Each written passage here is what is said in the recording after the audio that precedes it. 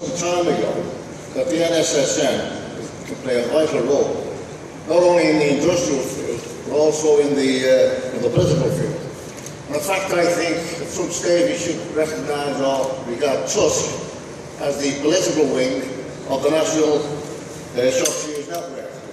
Because we have to conduct a parallel campaign.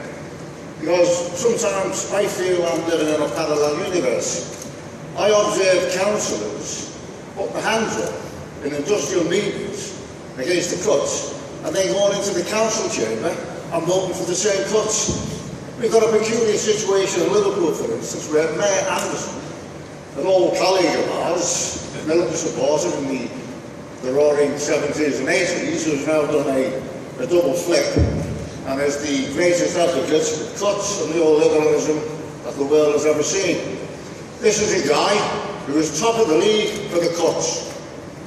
I've recited this story, I'm a Liverpoolian. And I remember picking up Liverpool Echo a couple of months back, and it said Liverpool are top of the league. And I thought, I must have missed something here. They must have won the last 12 matches, and I wasn't aware of this. It was actually referring to the Liverpool City Council as the top council who carried out most efficiently the most cuts compared to any other local authority in the UK, with Mayor Anderson as the proud champion of the cuts. He's proud of it. So proud that he's Michael Hasseltine's pet.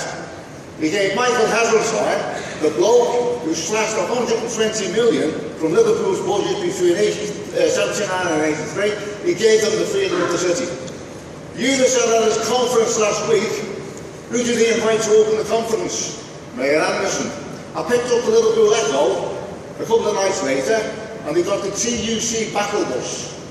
You had Prentice on one side, the president of Unison on the other side, opposing cuts, and who's in the middle, with a vacant expression on his face? Mayor Anderson with a no cuts placard. The following day, he goes and votes for the second tranche of the highest cuts seen in the history of Liverpool. So what we've got is this gigantic omerta within the ranks of the TUC, within the ranks of the bureaucracy, where there is no call for councillors to oppose cuts. There was a meeting last weekend of 4,000 people, the Assembly in London. My information is not a single keynote speaker raised the demand for Labour councillors to vote against the cuts. So there's a gigantic dichotomy. There's a parallel universe which Labour councillors exist in and the rest of the movement exist in. We had a meeting in Liverpool, and a councillor, I think it was an SWP, came down from Manchester to speak, and he said we shouldn't condemn all councillors. There's a councillor in Manchester, he's a member of the PCS, he's a good industrial activist, but he goes in the council chamber and he votes for cuts. Well, I said to him, and I said at this meeting, a councillor who does that is parallel with somebody who crosses the picket line during the course of an industrial dispute.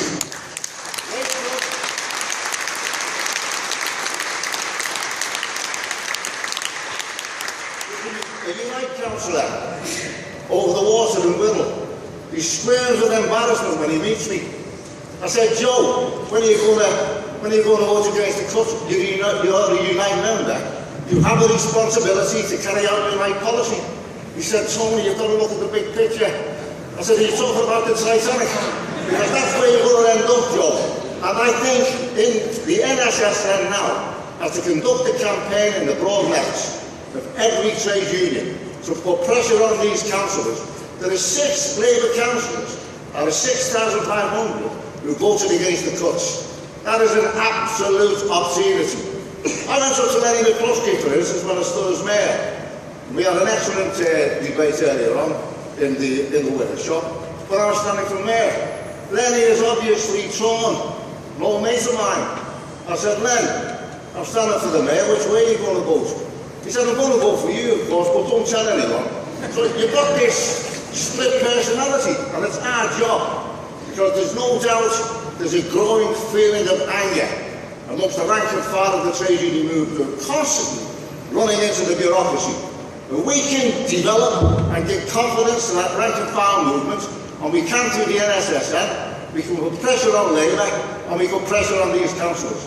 In the process, we can counter-oppose TUSC as the alternative to Labour councillors who are prepared to vote against cuts. In Liverpool, I'll finish on this note.